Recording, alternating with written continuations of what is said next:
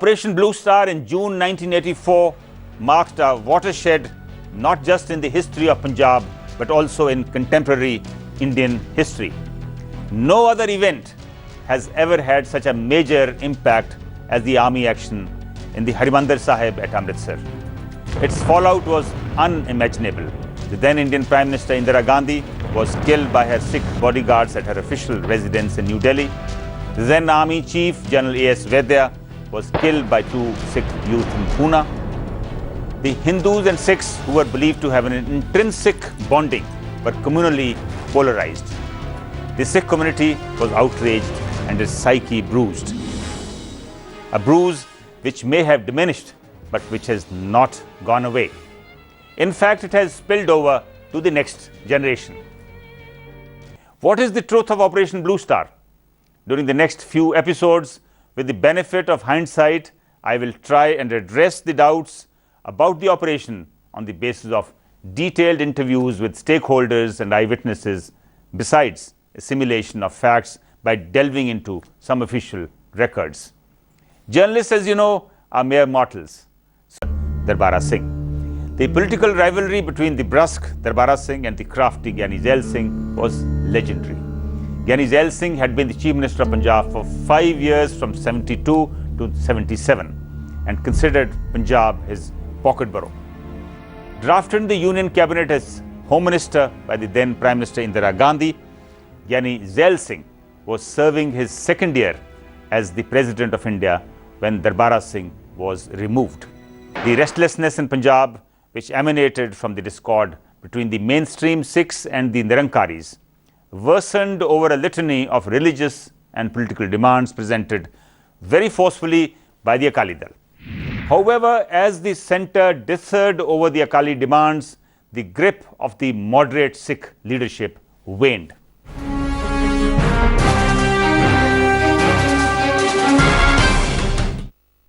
By January of 1984, the legend of Sant Jarnail Singh Bhindranwale had attained a peak.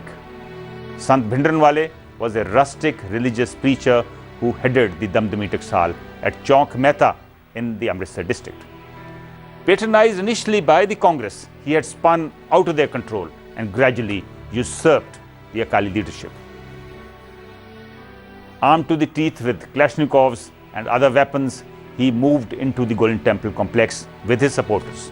The Akali Dal leadership as well as the SGPC became completely subservient to the activities of his hardline group.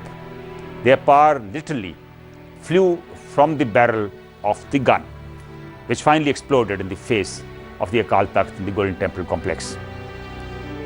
New Delhi was a hate destination for the armed hardliners as well as the unarmed moderates. In the capital of India, it was primarily Mrs. Indira Gandhi who, in consultation with a small coterie of advisors, was taking out her sworn enemies in the Punjab and examining political and military maneuvers to gain an upper hand on the conflict. She took the final call to send the army to storm the Golden Temple complex and free it from the control of Sant Bhindranwale and his armed supporters. Veteran journalist, author and diplomat Kuldeep Nair says she asked for his views through HKL Bhagat and he strictly advised her against this option. मेरा ख्याल है कोई 3-4 दिन पहले ही ते ये भगत सी information minister वो दी phone आई कि जी मैं तुहानू मिलना चाहना मैं कहा आओ कहंदे जी मैनू मिस्टर गांधी ने भेजा कहते दसो कि अंदर जाइए कि ना जाइए मैनू कोई समझ नहीं आई मैं क्या एकदम जे आ जाए मैं क्या की मतलब तुहाडा अजे मतलब है कि असीं फौज अंदर भेजीए कि ना भेजीए मैं क्या कदी ना करना ਅੱਜ ਤੁਹਾਨੂੰ ਪਤਾ ਜੀ ਉਹਨੇ ਸਟੇਟ ਵਿਦਨ ਸਟੇਟ ਬਣਾ ਲਿਆ ਮੈਂ ਕਿਹਾ ਸਭ ਪਤਾ ਮੈਨੂੰ ਜੋ ਕੁਝ ਹੁੰਦਾ ਪਿਆ ਇਹਦੇ ਕੋਈ ਹੋਰ ਤਰੀਕੇ ਲੱਭੋ ਪਰ ਇਹ ਨਾ ਕਰਨਾ Everyone, including the media, was curious to know the answer. Jarnail Singh Bhindranwale, who was mostly referred to as Sant Bhindranwale, had come to epitomize the Sikh struggle which had been started by the Shromani Akali Dal in August 1982. Since then, the Akali faces of the struggle, Sant Harchand Singh Longowal, Prakash Singh Badal, Jathedar Gurcharan Singh Tora and Surjit Singh Barnala had been totally eclipsed.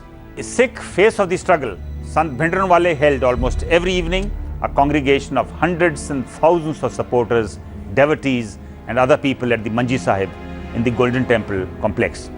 He sympathized with those Sikhs who were alleged to have been harassed or tortured by the police. He openly named the police officers who were allegedly doing so. He would talk about discrimination and spew venom at the center.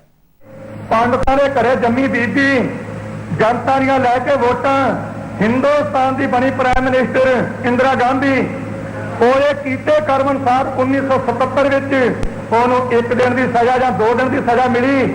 Tihar ਦੇ ਵਿੱਚ ਗਈ ਉਹਦੇ ਸਹਿਯੋਗੀ ਪਾਂਡੇ ਹੋਣਾ ਨੇ ਜਹਾਜ਼ ਉਡਾ ਲਿਆ ਰੋਸ ਮੁਜ਼ਾਹਰਾ ਕਰਨ ਵਾਸਤੇ ਤੇ ਖਾਲਸਾ ਜੀ ਉਹਨਾਂ ਨੂੰ ਗੱਡੀਆਂ ਮਿਲੀਆਂ ਕੁਰਸੀਆਂ ਮਿਲੀਆਂ ਅਸੈਂਬਲੀ 'ਚ। Sant Bhindranwale's speeches had a mesmerizing effect on the young Sikhs, many of whom later offered themselves for seva to him. Many were inducted into the cadres after a thorough scrutiny. This included some students still in college or just out of it. Even some who were involved in criminal activities of some sort joined in or pretended to join him. On the eve of Operation Blue Star, the Golden Temple complex had been turned into an armed citadel by different militant groups. There were mainly 6 armed groups which had dug their heels and taken guard for the battle. The Punjab police and the security agencies had been monitoring the inflow of arms and ammunition into the Golden Temple complex. They, however, were often not able to prevent this inflow, either because of connivance of police officials or because of the car seva vehicles which were being used to smuggle in the arms. Police gave us no information at all. They told us there are about 500 to 600 people inside, and there may be about 500 weapons of World War II vintage, some 12 bore guns, 303 rifles. The police had no information at all, let me tell you. Weeks in advance, the police had sort of washed their hands off this. They were mortally scared. When DIG was killed inside the Golden Temple and thrown outside into the gutters, they realized that they better keep away from this. General Brad's claim that the army did not have any information from the local police about the number and kind of weapons inside the complex is also disputed by a former DGP of Punjab Police, Sarabjit Singh. Sarabjit Singh was the SSP of Amritsar until October 1983. ਜਿਹੜੀ local army formation ਸੀਗੀ, ਜਿਹੜੀ local div ਸੀਗੀ, ਉਹਨਾਂ ਦਾ ਜਿਹੜਾ intelligence ਅਫਸਰ ਸੀਗਾ colonel ਆਦਰਸ਼ ਸ਼ਰਮਾ, ਤੇ ਮੈਂ ਇਹਨਾਂ ਨੂੰ ਪੁੱਛਿਆ, ਮੈਂ ਕਿਹਾ ਆਦਰਸ਼ ਤੁਸੀਂ ਇਹ ਤਾਂ ਦੱਸੋ ਕਿ ਤੁਸੀਂ ਆਰਮੀ ਕਹਿੰਦੀ ਹੈ ਕਿ ਸਾਨੂੰ ਕੋਈ ਇਨਫੋਰਮੇਸ਼ਨ ਨਹੀਂ ਸੀਗੀ, ਤੁਸੀਂ ਮੇਰੇ ਕੋਲ ਆਉਂਦੇ ਸੀ ਹਮੇਸ਼ਾ, ਤੁਹਾਡੇ ਕੋਲ ਸਾਰੀ ਇਨਫੋਰਮੇਸ਼ਨ ਸੀਗੀ ਔਰ ਨਕਸ਼ਾ ਵੀ ਤੁਸੀਂ ਮੇਰੇ ਤੋਂ ਲੈ ਗਏ ਸੀਗੇ। ਉਹ ਕਹਿੰਦੇ ਸਾਨੂੰ ਇਹ ਵੀ ਨਹੀਂ ਪਤਾ ਸੀ ਵੀ ਰਸਤੇ ਕਿਹੜੇ ਹੈਗੇ ਨੇ। ਤੇ ਕਹਿੰਦਾ ਜੀ ਗੱਲ ਇਹ ਕਿ ਮੈਨੂੰ ਬੁਲਾਇਆ ਗਿਆ ਸੀਗਾ ਔਰ ਮੈਨੂੰ ਕਿਹਾ ਗਿਆ ਸੀ ਵੀ ਦੱਸ ਕੀ ਇਨਫੋਰਮੇਸ਼ਨ ਦੇਣੀ ਹੈ, ਅਸੀਂ ਹਰਿਮੰਦਰ ਸਾਹਿਬ 'ਚ ਆਪਰੇਸ਼ਨ ਕਰਨਾ। ਤੇ ਮੈਂ ਕਿਹਾ ਜੀ ਮੈਂ ਹੁਣ ਆਪਣੇ ਦਫ਼ਤਰ ਜਾ ਕੇ ਇਨਫੋਰਮੇਸ਼ਨ ਲੈ ਕੇ ਆਉਣਾ। ਨਹੀਂ ਹੁਣੇ ਹੀ 10 ਮਿੰਟ 'ਚ। ਤੇ ਕਹਿੰਦੇ ਮੇਰਾ ਇੰਨਾ ਮਨ ਲੱਥਿਆ ਕਿ ਮੈਂ ਇਹਨਾਂ ਨੂੰ ਪੂਰੀ ਪਿਕਚਰ ਕਿੱਦਾਂ ਦੇਵਾਂ। ਮੈਂ ਜੋ ਥੋੜ੍ਹਾ ਬਹੁਤ ਦੱਸ ਸਕੇ ਦੱਸਤਾ, ਲੇਕਿਨ ਮੇਰਾ ਮਨ ਲੱਥ ਗਿਆ ਵੀ ਇਹ ਇੰਟਰਸਟਡ ਹੀ ਨਹੀਂ ਸਾਡੇ ਨਾਲ ਗੱਲ ਕਰਨ ਦੀ, ਇਹ ਸ਼ਾਇਦ ਸਾਡੇ 'ਤੇ ਇਤਬਾਰ ਹੀ ਨਹੀਂ ਕਰਦੇ। You would wonder how such weapons and such large numbers could get inside the Golden Temple complex. There were at least half a dozen types of sources to such weapons. In one case, for example, the SPCID Punjab reported that on 30th April 1984, a car seva truck loaded with some food grains and bun reached Darbar Sahib complex Amritsar at about 6 p.m. near New Langar Guru Ramdas. The food grains and bun were unloaded. After that, 2 gunny bags containing 4 LMGs, 3 gunny bags containing 30 Sten guns, 1 gunny bag containing 60 pistols, 2 gunny bags containing ammunition were unloaded. The said arms bearing marking made in China were got unloaded by Satinderjeet Singh. The Sevadar further gave out that they started from Shri Ganganagar early morning that day. En route, the truck was stopped by the police near village Gumjal, Muksar, Zira and at Tarn, but the checking was in name only.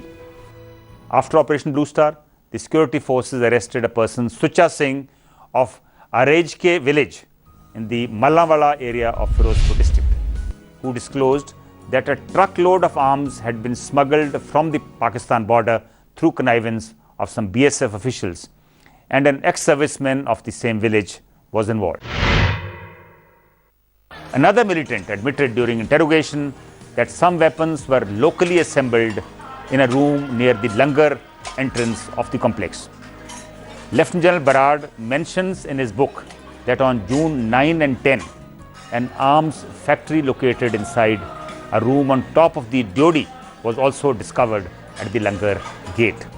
The cauldron at the complex had been too hot to handle for a while for the regular security forces, and the center was constantly looking towards the army to step in and take control.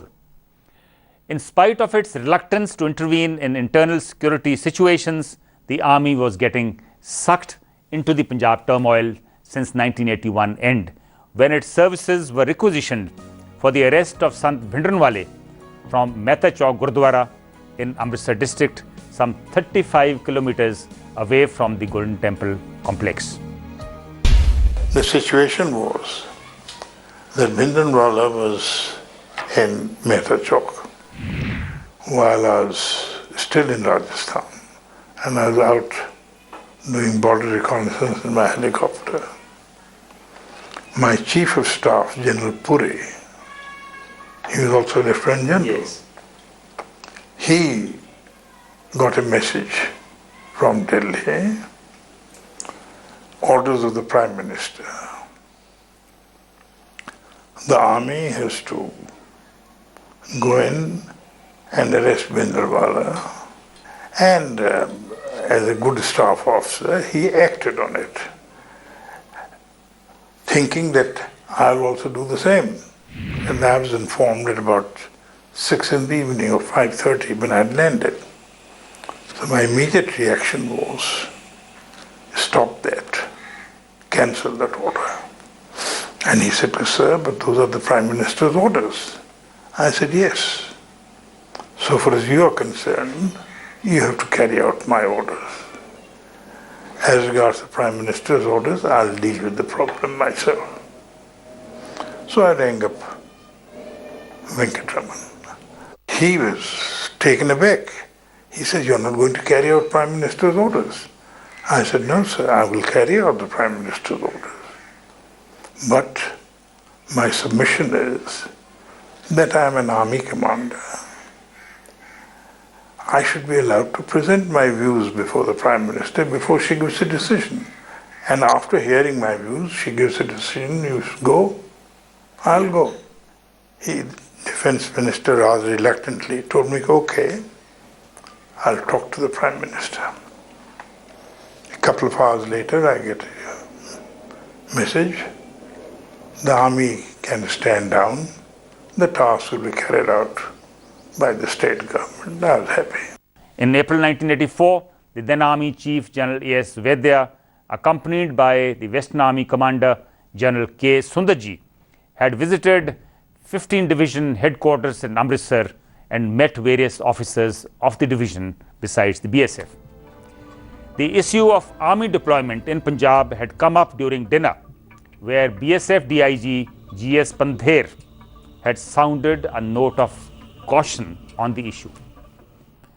It is difficult to say whether this was a routine visit of the army chief or it was aimed at deploying the army in Punjab. Around the same time, the central government asked Special Frontier Force, a paramilitary group working directly under the Cabinet Secretariat with headquarters at Chakrata in the erstwhile UP, now Uttarakhand, to make a contingency plan to flush out the militants from the Golden Temple complex.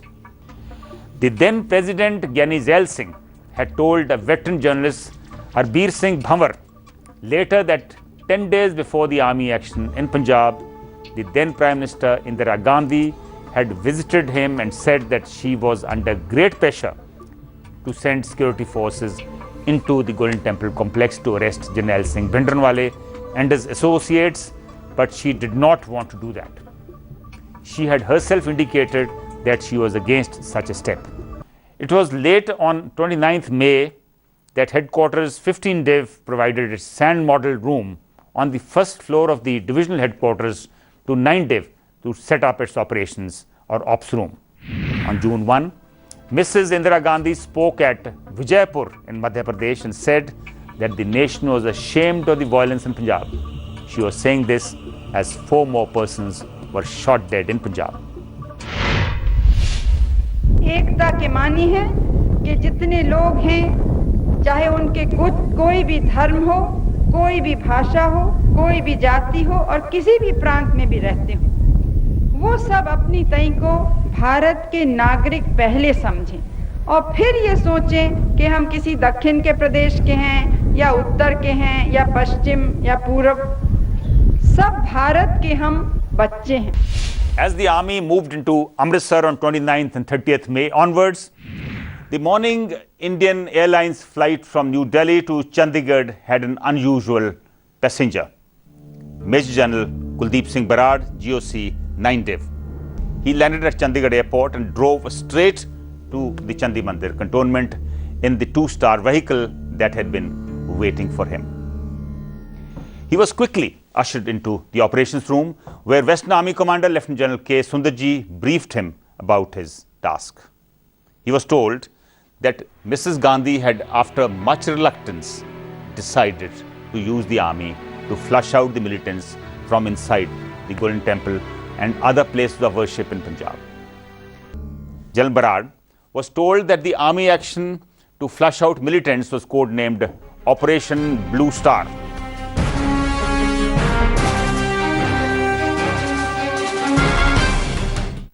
On the morning of 1st June, Colonel Adarsh Sharma, GSO Intelligence Headquarters 15 Div, received an unusual call. Rashpal Singh, PA to Bhindranwale, with whom he had built a rapport when the Indian Air Force radio sets had gone missing, called up to confirm if 2 BSF planes had landed at Amritsar's Raja Sansi Airport the previous night, carrying troops of special forces. Colonel Sharma told him that a BSF plane had indeed landed in Amritsar, but did not tell him about whom it carried. Apparently, Bhindranwale's intelligence was very good. On the night of 31st May and morning of 1st June, hectic activity started within the Golden Temple complex. Morchas were being given a final shape. Also, certain alterations were being made in the Akal Takht trenches. Bhindranwale was being interviewed by a team from the Reuters news agency when firing began and the interview had to be cut short. With the situation heating up, Bhindranwale immediately shifted to the Akal Takht. Gauging that the security forces could enter the Golden Temple complex, a last-minute effort was made to patch up the differences between the Sikh militant groups. Within minutes, the 10 p.m. All India Radio News announced that the centre had called out the army in aid of civil administration in Punjab. Lieutenant General Ranjit Singh Dayal, Chief of Staff, Western Command, was appointed security advisor to the Governor of Punjab. In fact, the centre broke from convention as well as practice when it placed the police and paramilitary forces under the operational control of army, even though the army had been called out in aid of civil administration. The former Punjab Chief Secretary K.D. Vasudeva later reminisced the calling out of the army. At 6 p.m. on 2nd June, the Governor, B.D. Pandey, on his return from Delhi, called me and the Home Secretary Amreek Singh Pooni to the Raj Bhavan.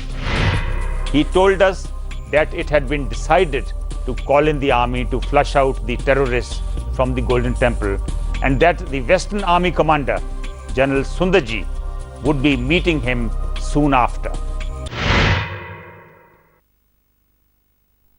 By 1 a.m. on 3rd June, 12 Bihar had taken effective control of the buildings all around the Golden Temple. It was the anniversary of Guru Arjan Dev's martyrdom, which usually attracts thousands of devotees to the Golden Temple complex. Some people had already arrived on the eve of the martyrdom day and were staying inside the complex. Curfew was lifted to allow the movement of devotees, and hundreds of them were seen going in a very tense atmosphere. ਪਹਿਲੀ ਤਰੀਕ ਨੂੰ 9 ਵਜੇ ਤੱਕ ਗੋਲੀਬਾਰੀ ਜਿਹੜੀ ਆ ਉਹ ਹੁੰਦੀ ਰਹੀ। ਫੌਜ ਨੇ ਘੇਰਾ ਪਾਇਆ ਹੋਇਆ ਸੀ। ਹਾਂਜੀ, ਮੈਂ ਤਾਂ ਸਮਝਦੀ ਆ ਵੀ ਉਹ ਇਸ ਕਰਕੇ ਗੋਲੀਬਾਰੀ ਹੁੰਦੀ ਰਹੀ ਬਈ ਦੇਖਿਆ ਜਾਵੇ ਵੀ ਅੰਦਰ ਇਹਨਾਂ ਕੋਲ ਕਿਹੜੇ ਕਿਹੜੇ ਹਥਿਆਰ ਨੇ ਤੇ ਕਿੱਥੇ ਕਿੱਥੇ ਮੋਰਚੇ ਨੇ, ਟੈਸਟ ਕਰਨ ਵਾਸਤੇ। 9 ਵਜੇ ਪੂਰੇ ਰਾਸ਼ਟਰਪਤੀ ਦੇ ਦਖਲ ਦੇਣ ਦੇ ਨਾਲ ਜਿਹੜਾ ਉਹ ਜਿਹੜਾ ਗੋਲੀ ਜਿਹੜੀ ਚੱਲ ਰਹੀ ਸੀਗੀ ਉਹ ਬੰਦ ਹੋਈ। Early morning on 3rd June, after prayers, Bhindranwale met with his confidants in the Akal Takht and announced that the army could enter the Golden Temple complex anytime and they should prepare to repel the assault. Meanwhile, sometime during the day on 3rd June, a serious crisis built up in the BSF headquarters in Khasa, Amritsar. The DIG of BSF, GS Pandher, when told to fire at the Golden Temple to draw out the militants' fire, basically to assess their firepower, refused to do so. During the conference attended by senior military and civil officers, Pandher told General Barad that what the army was asking the BSF to do could badly boomerang. He also asked for written orders to fire on militant positions, lest there be a commission of inquiry later. I said, sir, this is a very bogus operation. There will be heavy casualties. So they should go in a systematic manner, put the snipers, take out all these yatris who are innocent people, then attack.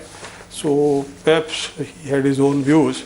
I said, I would like to go on leave. So I was relieved on 4th evening.